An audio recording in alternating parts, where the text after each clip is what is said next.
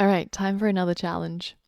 Now, currently, we've got two inputs inside our form. One is called post body and one is called post title. And we know that inside our app.js, we currently can log the post title that gets sent to our compose route through the post request that the form initiates. So when we click the submit button, we send over two pieces of data, the text area and the input. So if we wanted to, we could console log the post body, that's the text that's inside the text area as well. So now if I go ahead and head over to our compose page and refresh, and I just type some stuff in here and I hit publish and I go over to my console, then you can see that everything I just typed gets logged in here because I'm tapping into that variable post body, which is what I defined inside the name for our text area.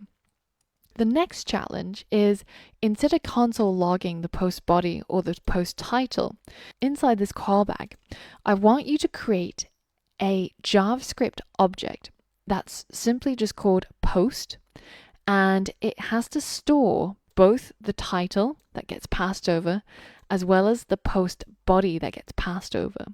So pause the video and try to complete that challenge. All right, so if you've forgotten how JavaScript objects look in terms of their syntax, then take a look at my first hint. So this is how you would create a standard JavaScript object.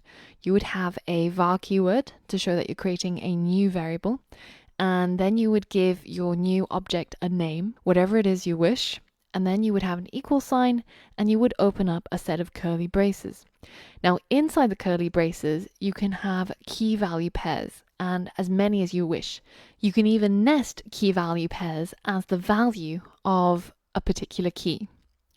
The parts in purple are the parts that you would need to change in order to create a custom object. So with this hint in mind, now try and complete the challenge.